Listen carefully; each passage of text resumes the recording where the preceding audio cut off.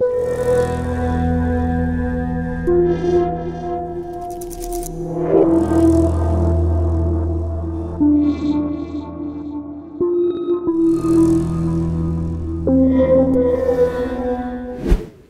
prijatelji, evo nas ponovo u čudnim pričama i večeras ćemo obraditi jednu jako tužnu i potresnu priču. Na moju inicijativu putujemo za Novi Sad.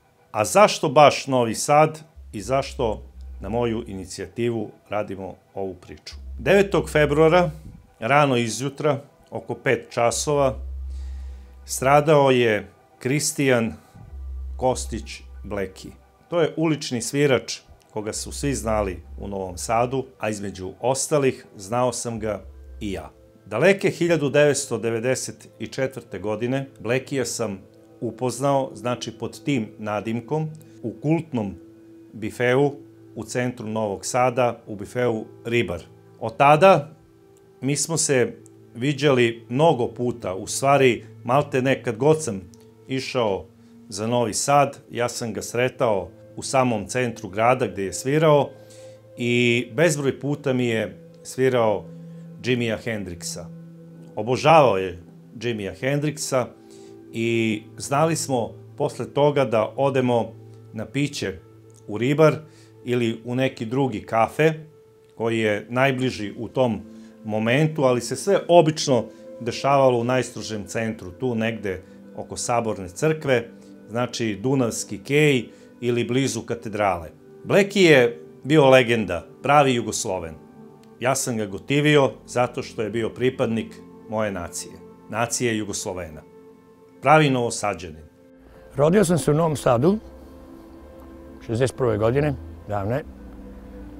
Tu sam naravno i ostao i ostaću. To je moj grad. Sticajem okolnosti, bilo je mnogo prevrata u mom životu. Završio sam Karlovačku gimnaziju, osnovna škola, Karlovačka gimnazija, organizator kulture. Zato što je od malena gajio ljubav prema muzici. Svirao je rock and roll i sve je to trajalo, išlo svojim putem dok nije počeo prokleti rat 90-ih. Prije nekih godina, tih nesrećnih godina, znači taj početak rata je mene strašno deprimirao kao ličnost, degradirao me i tako da sam ja pokušao da odem iz ove zemlje. Hteo sam da odem na neko vreme, da sviram negde da mogu slobodno da sviram. Usput, taj rat je doveo do toga da je rock and roll počeo da propada, počeli su mnoge velike stvari da propadaju. A onda je Bleki, kao i mnogi od nas, doživeo jedan, onako kako bih rekao, emotivni fijasko. Raspad bivše Jugoslavije ga je mnogo potresao. Moj taj krah koji se desio, ekonomski krah, je bio uglavnom zbog toga što ja nisam mogao da u to vreme izađem iz zemlje i da postignem taj neki cilj koji sam imao. Utehu za nastavak svog života u Novom Sadu našao je u sviranju po trgovima ovog prelepog grada. I tako to sad je ovo neko moje odredište gde preživljavam, gde mi je dobro, gde se ponovo preživljavam na ulici na kojoj sam i obično i odrastao i navikao. Bio sam 5 godina beskućnik, spavao sam na svakoj različitim mestima, ali me uvek sviranje, bluz, ljubav prema ljudima održavalo. Znači uvek ta vera u muziku, u ljude, neka čistota, soul, sisi, voliš ljude, uvek ima problema, ima ljude koji ne razumeju, a u suštini svi su ljudi okej. Svi su ga znali, poštovali i cenili. Znali su da zastanu koji minut pored njega i da na trenutak zaborave na svoje dnevne ili aktuelne probleme. Naravno, on bi zato dobijao i neku paru, ljudi su mu novac i on je od poštenog rada kao ulični svirač i umetnik živeo. Pre toga on je radio i neke druge poslove honorarno. Ja sam radio na televiziji isto 6-7 godina kao honorarac, međutim došlo je do nekog otpuštanja honoraraca, tako da je se desilo to da sam jedanput ostao bez svega. Ali to sada je neka druga priča. Vraćamo se, znači, u ovu kulturnu prestonicu Evrope, odnosno u prestonicu kulture Evrope, što je Novi Sad i zvanično za ovu godinu. Bilo koji evropski grad koji važi za grad koji odiše evropejstvom i kulturom, prosto je nezamisliv da nema uličnih svirača. A Bleki je bio jedan od najboljih. Jednom, dok smo sedeli i pili piće u bifeu Ribar, posle mnogo godina našeg poznanstva, ja sam Blekija pitao: druže, kako je tebi u stvari pravo ime? I on mi je rekao: Kristijan. To je meni jako retko ime u Srbiji. Znam svega nekoliko ljudi pod tim imenom i pitao sam ga: dobro, baš retko ime u Srbiji, po kome si dobio to ime? Rekao je: prijatelju, to ime sam uzeo po dedi moje majke, znači to je moj pradeda, a inače moje pravo ime je Ramiz Hamzić. Početkom 90. godina, a po savetu nekih njegovih prijatelja, Ramiz Hamzić je promenio ime jer je predosećao da su vremena surova i da pod ovim imenom možda može imati problema i u gradu kakav je Novi Sad. Bez obzira što je to njegov rodni grad, što ga je voleo najviše na svetu i što je uvek spadao u multietničku sredinu i gde nijedna nacija nije imala problem zato što je određeno lice pripadnik neke etničke grupacije ili verske. Međutim, bilo kako bilo, po Blekijevoj priči, on je postao Kristijan Kostić. I nisam uopšte više zalazio u to da li je to moralo tako biti ili ne. Jedno je što je sigurno, Bleki je bio i ostao veliki i pravi Jugosloven. I posle te priče, Bleki je ustao, uzeo je svoju gitaru, izašao je napolje da bi radio ono što je najviše voleo i znao. Otišao je da svira. Samoga jutra je počelo loše. Dok je trajala ova priča, sa mnom je bio moj veliki prijatelj, inspektor novosadske policije, Leka, koji mi je rekao: Šconi, Bleki je pre nekoliko godina prodao svoj stan i sav novac od prodatog stana dao je svom prijatelju koji je imao zdravstvenih problema i bio mu je potreban novac za operaciju srca.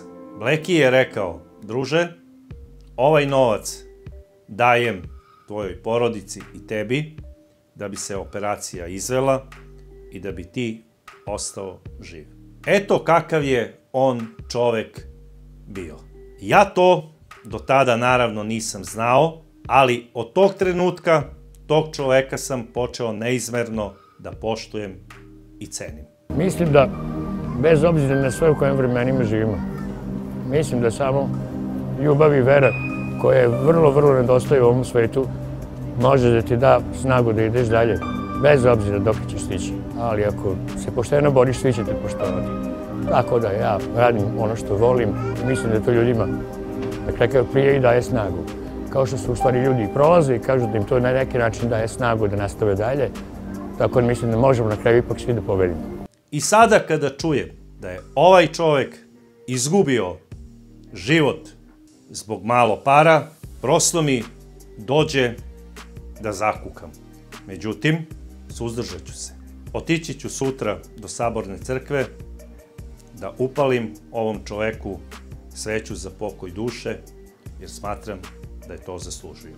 Ovaj čovek, kosmopolita, koji nije bio materijalista, koji je u tom trenutku prodao sve što je imao, svoj stan i sav novac od toga dao svom prijatelju, odnosno njegovoj porodici, je gest koji ne može da se opiše bilo kojim rečima. I sve što bi sada rekao, bilo bi premalo da se opiše ova ljudska gromada od čoveka. To je čovek kosmopolita, koji se retko sreće u životu. Da budem iskren, ja sam tada prvi put sreo čoveka sa takvom pričom i od tada više nikad. A da li je on ovo zaslužio? Bleki je bio veliki Jugosloven. Poštovao je sve što je podsjećalo na bivšu državu. Ostalo je u njemu usađeno da poštuje uniformisana lica. I nikada uniformisanim licima nije naplaćivao prvu pesmu. U stvari, on nikada nije naplaćivao ni jednu pesmu.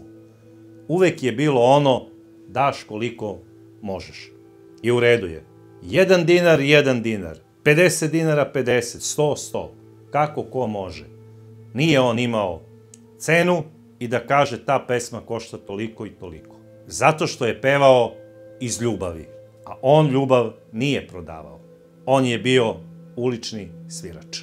Bleki, kao i uvek što je radio u životu, gledao je da što više svog slobodnog vremena provede po kafanama.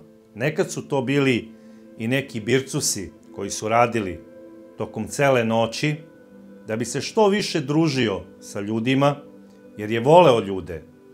Retko kada je pio. Svirao im je u tim noćnim druženjima i skupljao je energiju za naporni i težak dan koji ga je čekao. On je živeo zato da uveseljava ljude i da im na neki način ublaži životne probleme koji su u tom trenutku nosili sa sobom. Ako ništa drugo, bar da ih na trenutak zaborave. Bleki je i te kobne večeri 8. na 9. februar bio u jednom takvom bifeu. U blizini Novosadske riblje pijace, koja se nalazi u samom centru grada, tačnije u Kosovskoj ulici. Tu je sa društvom pevao, družio se i uveseljavao ih je.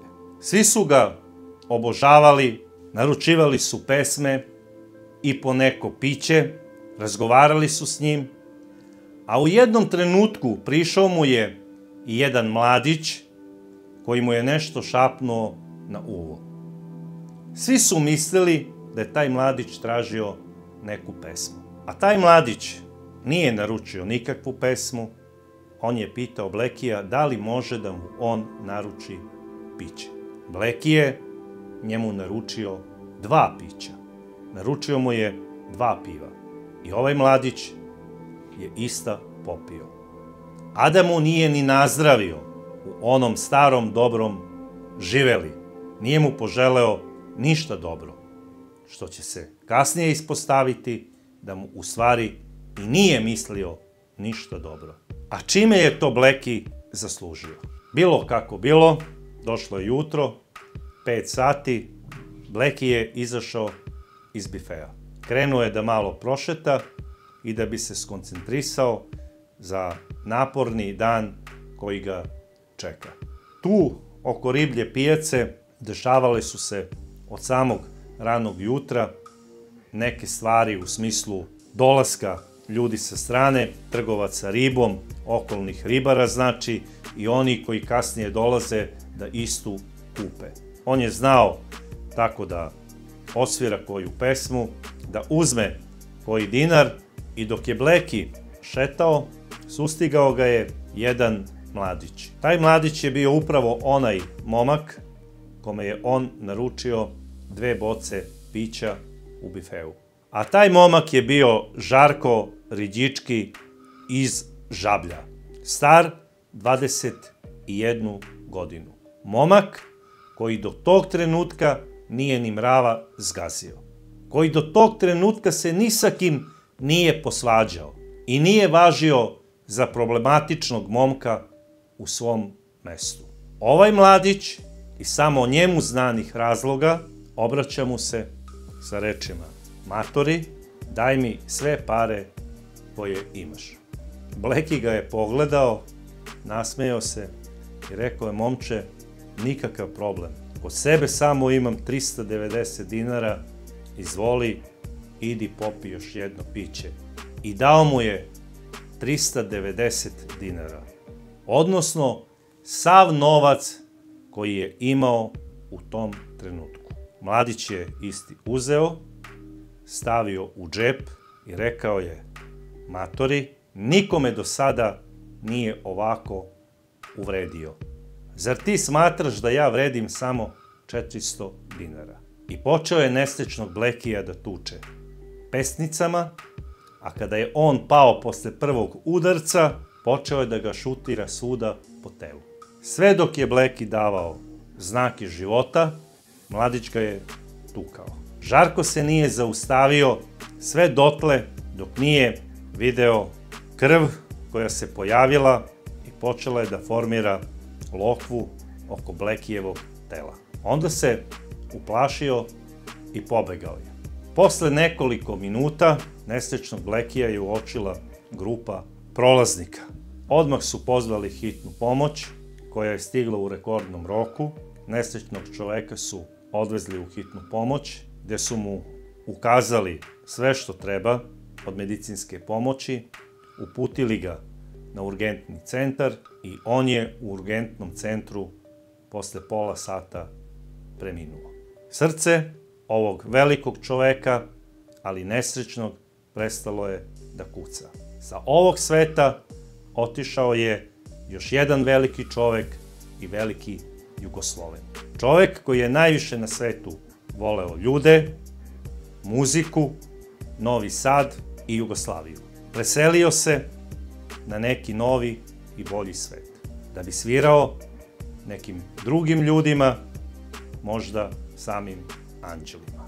Jer ova ljudska duša zaslužuje raj i zaslužuje da se njegov pogled nagleda Božje lepote. Hitna pomoć je naravno pozvala i policiju, koja je u rekordnom roku, posle 10 sati, pronašla Žarka i uhapsila ga.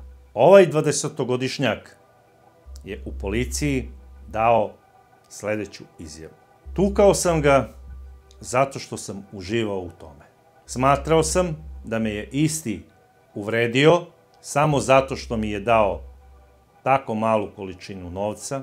Nisam razmišljao u tom trenutku da li on ima ili nema veću količinu para kod sebe.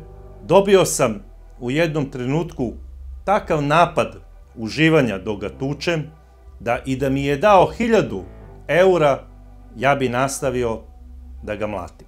A da li je ovo po vama normalno? Da čovek, odnosno mladić, koji može da mu bude po godinama unuk, koji do tada nije zgazio ni mrava, reši da ubije čoveka iz zadovoljstva. Prosto ne mogu da verujem. A šta je ova zver od momka uradila? Zverski je ubila dobrog čoveka, izrazitog pacifistu, miroljubivog i dobroćudnog.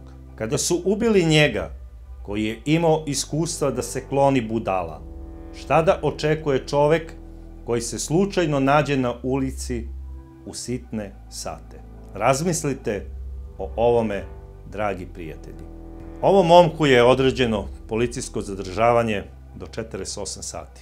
Posle toga će biti izveden pred javno tužilaštvo i bit će dalje odlučeno šta će biti s njim. Ne bih da se mešam u rad tužilaštva, ali ja bih voleo da ovaj mladić bude osuđen po najstrožem članu 114 za teško ubistvo i da bude najstrože kažnjen i kad izlazi iz zatvora da ima tačno onoliko godina koliko je imao nesrećni Bleki kada ga je ovaj monstrum ubio. Dragi prijatelji, ja u vezi ovog slučaja nemam više ništa da kažem. Ostao sam bez komentara. Počivaj u miru, ulični sviraču.